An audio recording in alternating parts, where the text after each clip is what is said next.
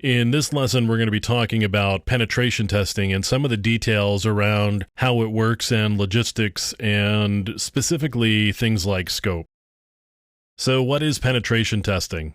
Well, not surprisingly, it's testing to see if you can penetrate something, which means you're going to check to see whether you can break into a particular thing, whether it's a server or an application. Depending on the type of engagement you've got, you may have the ability to try to break in physically to a location. But primarily, what you're going to be doing with penetration testing is you're going to be trying to break into systems and networks and applications. That's kind of what it's all about. This may actually involve social engineering attacks, so it may require you to make a phone call to somebody and get them to give you their username and password, or some other type of social engineering attack where maybe you send a URL via a crafted email. Sometimes it's just strictly a technical approach where you're running scans and you're running Metasploit and you're gaining access that way, or maybe some other type of technical application sort of connection. Sometimes it's physical access that you need. So in order to get access to a particular system, if you can get physical access, then maybe you can get in. So what are the goals of penetration testing? Well, the goals would be to assess weaknesses in an organization's security posture. You want to figure out where they're vulnerable so they can go fix these problems. You want to help them understand their risk position better and what they can or may be able to do to mitigate those risks. And ultimately, you want to be able to access systems in a particular way to find weaknesses. So those are really sort of the goals of penetration testing. From a results standpoint, when you're done your testing, what are you going to do?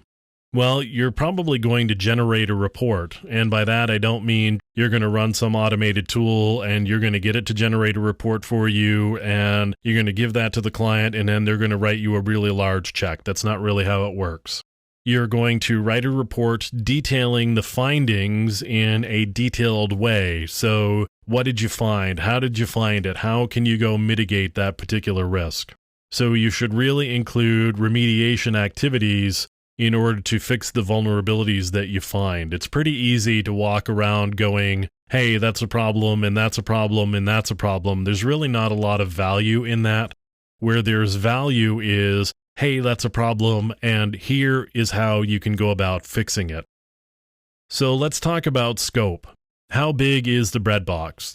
And specifically, what is it that the two of you have agreed to? So you as the penetration tester and them as the target organization or the client, what have you agreed to?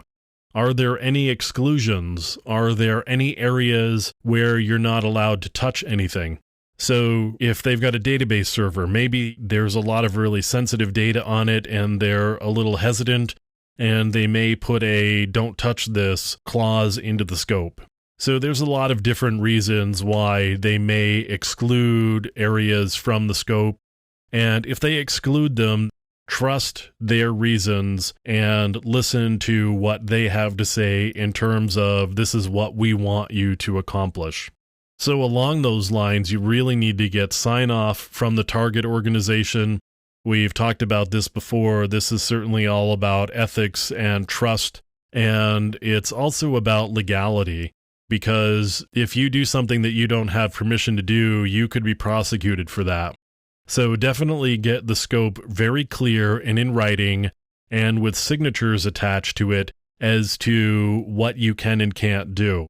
Always get approval from the right people.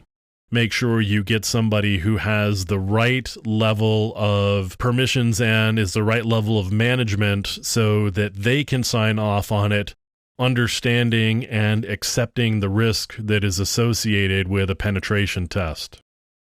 So let me talk a little bit about security assessments and how they differ from penetration tests. A security assessment is a hand-in-hand approach with the client. So you would walk in doing a collaborative thing where you're a trusted partner and ally with them, And your goal isn't to penetrate them and point out all of the things that are really bad, but it's to get a full assessment of the risk that the organization is exposed to. You would probably provide more detail about fixes than maybe you would in a penetration test. What we're going to do is we're going to walk in and make sure that the policies and procedures they have in place are really what they need for the organization and the risk appetite that they've got. And we're going to make sure that the policies and procedures have controls that can tell us whether they are being actually adhered to or not. So the procedures and policies are being followed. A security assessment is probably a little bit more comprehensive than a penetration test. You would look at more factors to assess the security posture of the organization and their overall risk, and you would tailor the output based on their risk appetite and what they're most interested in. And that's not to say that I'm going to tell them what they want to hear, but if there's something that they know and I know that they're just not going to do, I'm not going to make a big deal out of it because they're already aware of it, and I'll make note of it in the report just for completeness sake, but I'm not going to go into a lot of detail.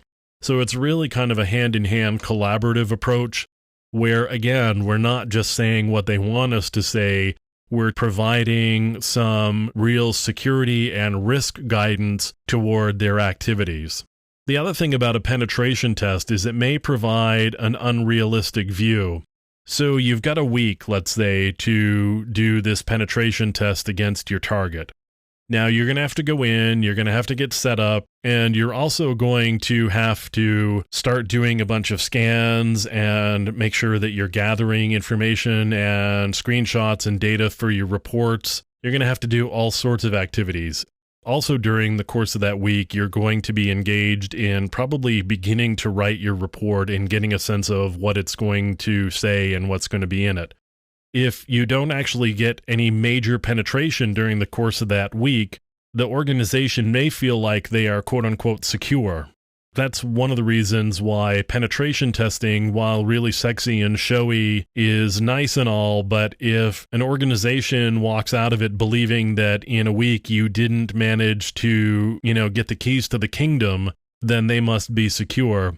That's a really misguided view, because a dedicated, skilled, and motivated attacker isn't going to just take that week or some portion of that week.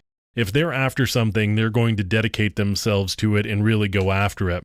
So just because you didn't find a penetration in some subset of a week doesn't mean that they are secure and invulnerable to attack. It just means that during the course of that particular week and other circumstances that were in place, you didn't get a penetration that was really significant or major. That's all it means. It doesn't mean anything beyond that.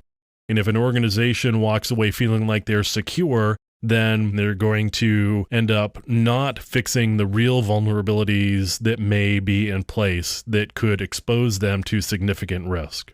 So that's penetration testing and scope and security assessments.